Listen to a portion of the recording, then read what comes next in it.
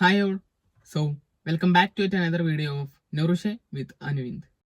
So, നമ്മൾ ഇന്ന് discuss ചെയ്യാൻ വേണ്ടി പോകുന്നത് diet for kidney stone.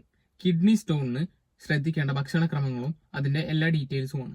Maximum ഒരാഴ്ചയൊക്കെ നമ്മുടെ ഈ കിഡ്നി സ്റ്റോൺ നീണ്ടു നിൽക്കത്തുള്ളൂ. ഇനി നമുക്ക് കിഡ്നി സ്റ്റോൺ വരാനുള്ള കോസസ് നോക്കാം. എന്തെല്ലാമാണ് ഈ കിഡ്നി സ്റ്റോൺ ഉണ്ടാക്കുന്നത് എന്ന് നോക്കാം. ലോങ് ടേമിന് ഒരുപാട് കാലത്തേക്ക് നമ്മുടെ ശരീരത്തിൽ ആവശ്യമായിട്ടുള്ള ജലാംശം ഇല്ലാതിരുന്നാൽ കിഡ്നി സ്റ്റോൺ വരാം. ബോഡി ലോങ് ടേമിന് ഡീഹൈഡ്രേറ്റഡ് ആയിരുന്നാൽ വരാം. ഈ ആന്റിബയോട്ടിക്സിന്റെ ഒക്കെ ഓവർ യൂസിന്റെ സൈഡ് എഫക്റ്റ് ആയിട്ട് വരാം. പിന്നെ നമുക്ക് ഇൻഫെക്ഷൻസ്, യൂറിനറി ട്രാക്ട് ഇൻഫെക്ഷൻസിന്റെ ഒക്കെ ഭാഗമായിട്ട് വരാം. പിന്നെ ചില ഭക്ഷണങ്ങൾ കാരണമാവാം. പിന്നെ ലൈഫ് സ്റ്റൈൽ ഡിസീസിന്റെ ഭാഗമായിട്ട് വരാം. ജീവിതശൈലി രോഗങ്ങൾ ഇവയൊക്കെ ഇതിന് കാരണമാണ്. ഇനി നമുക്ക് കിഡ്നി സ്റ്റോണിന്റെ ലക്ഷണങ്ങൾ എന്തൊക്കെയാണെന്ന് നോക്കാം. സിവിയർ പെയിൻസ്, നമുക്ക് ഭയങ്കരമായ വേദന അനുഭവപ്പെടാനായിട്ട് സാധ്യതയുണ്ട്. യുറേത്രൽ റീജിയൻസിലൊക്കെ നമുക്ക് ഭയങ്കര വേദന അനുഭവപ്പെടാനായിട്ട് സാധ്യതയുണ്ട്.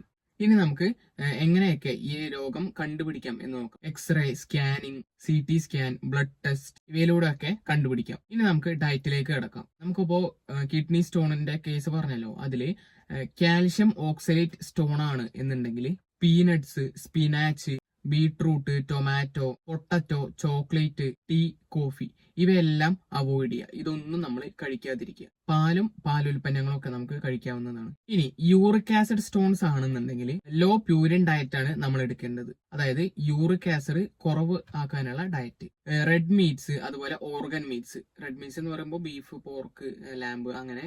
പിന്നെ ഓർഗൻ മീറ്റ്സ് എന്ന് പറയുമ്പോൾ നമ്മൾ ഈ എന്താ പറയാ ലിവർ അങ്ങനെയൊക്കെ കഴിക്കില്ലേ, അതൊക്കെ അവോയ്ഡ് ചെയ്യുക. ഇലക്കറികൾ അവോയ്ഡ് ചെയ്യുക. ലെഗ്യൂംസ് അവോയ്ഡ് ചെയ്യുക. അതുപോലെ തന്നെ സീ ഫുഡ് എല്ലാം നമ്മൾ അവോയ്ഡ് ചെയ്യുക. കൂണ്, അതുപോലെ തന്നെ പീനട്സ്, ബിയർ ഇതൊന്നും നമ്മൾ കഴിക്കാതിരിക്കുക. ഇനി കാൽഷ്യം ഫോസ്ഫേറ്റ് സ്റ്റോൺസ് ആണെന്നുണ്ടെങ്കിൽ നമ്മൾ അനിമൽ പ്രോട്ടീൻസ് എല്ലാം അവോയ്ഡ് ചെയ്യുക. എഗ്, മീറ്റ്, മുട്ട, അതുപോലെ തന്നെ ചിക്കൻ ഇങ്ങനത്തെ സംഗതികളൊക്കെ നമ്മൾ അവോയ്ഡ് ചെയ്യുക. അതുപോലെ തന്നെ മീനിന്റെ ഉപയോഗം നമ്മൾ ലിമിറ്റ് ചെയ്യുക. ഒരുപാട് കഴിക്കാതിരിക്കുക. നമ്മുടെ ഒരിഷ്ടം മാറാൻ വേണ്ടി ഒരു ഇച്ചിരി കഴിക്കുക. ഈ ഒരു അവസ്ഥയിൽ നമുക്ക് പ്രോട്ടീനിന്റെ ഓവർ ആയിട്ടുള്ള ആവശ്യം ഇല്ല.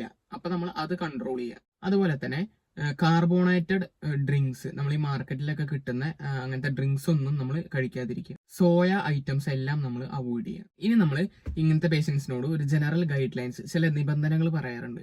അതെന്തൊക്കെയാണെന്ന് ഒന്ന് നോക്കാം. ചായ, കാപ്പി എല്ലാം നിർത്തുക.